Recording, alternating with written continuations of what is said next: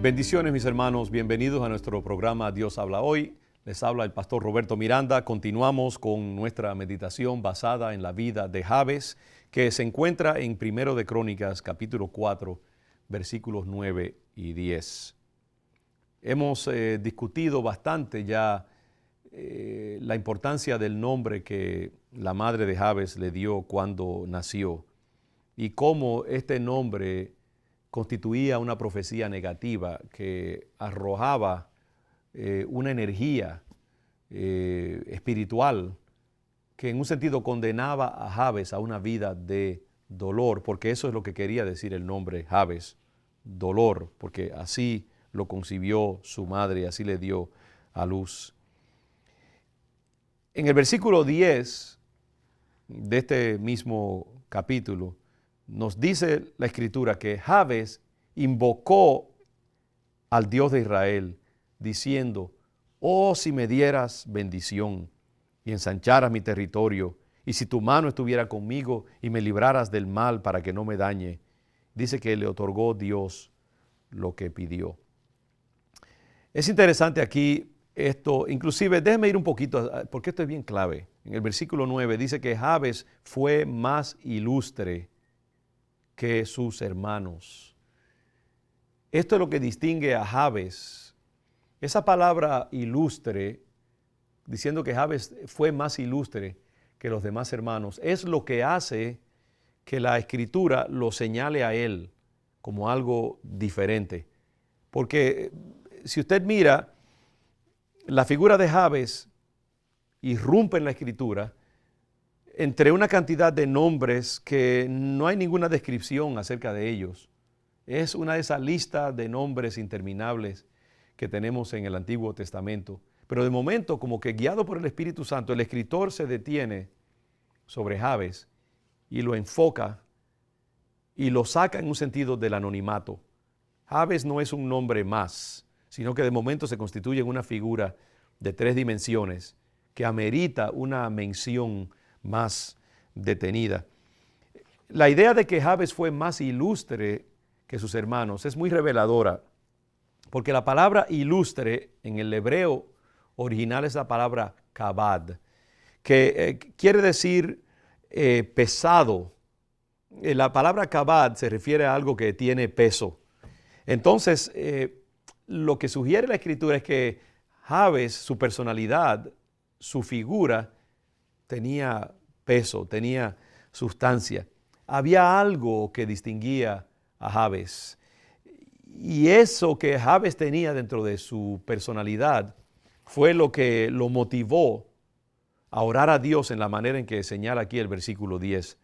Era algo excepcional, era una energía, era una cualidad de su persona que lo llevó a expresar la oración que él expresó y que probablemente lo llevó a ser un hombre de renombre. Y por eso es que el escritor lo señala, porque este hombre evidentemente había alcanzado un nivel de desarrollo en su vida como consecuencia de la oración que se registra aquí. Yo pienso que quizás el mismo dolor que Jabes experimentó cuando niño, ese hecho de que su madre lo ensilló, lo cargó con un nombre negativo, le impartió a Jabes una niñez y quizás una juventud temprana, dolorosa y triste. Quizás Jabes fue un niño solitario.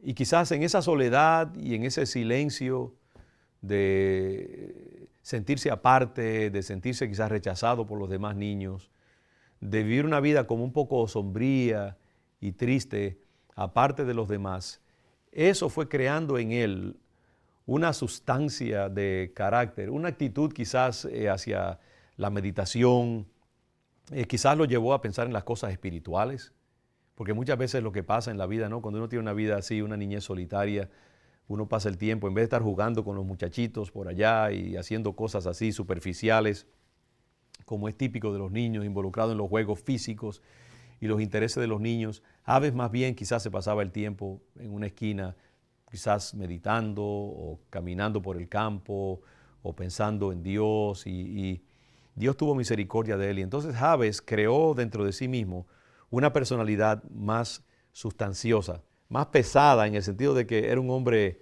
de sustancia, no estaba malgastando su tiempo en las cosas superficiales de la juventud y de los niños. Y quizás eso fue lo que creó en él el carácter y la disposición para emprender cosas grandes y excepcionales. Y es interesante, ¿no?, que el dolor muchas veces puede ser un aliado, puede ser uno de los grandes fertilizantes de Dios. Quizás Jabes, por su mismo dolor y su niñez dolorosa, como consecuencia de su nombre, eso fue lo que paradójicamente lo preparó para poder visualizar algo diferente en su vida, para poder orarle al Señor con poder y con autoridad, para hacer esa oración tan poderosa que cautivó el corazón de Dios y motivó a Dios a otorgarle todo lo que pedía. Esos tiempos de prueba y de sufrimiento en nuestra vida pueden ser tiempos de formación, pueden ser el crisol que aumente nuestra fe y pule nuestro carácter. Sabemos que la prueba puede ser el mejor aliado.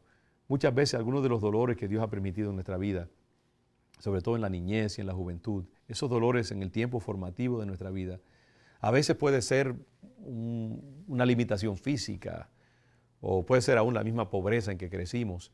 Si lo vemos a la luz del buen propósito de Dios para nuestra vida, podemos usar estas cosas como aliados para creerle a Dios para grandes cosas en el futuro.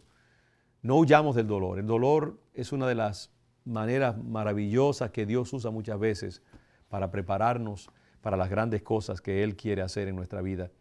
Yo creo que el dolor de la niñez de Jabes, que paradójicamente vino como consecuencia del nombre triste que su madre le puso a él, fue el fertilizante que Dios usó para preparar a Jabes para un momento específico en su vida, cuando Jabes dispara esta oración poderosa que cambia su destino y lo convierte en un hombre próspero y un hombre grandemente bendecido por Dios. Yo creo que el resumen de mi meditación en este momento es: no huyas del dolor, no maldigas el dolor cuando viene a tu vida, úsalo como un aliado, úsalo como algo un trampolín hacia la grandeza.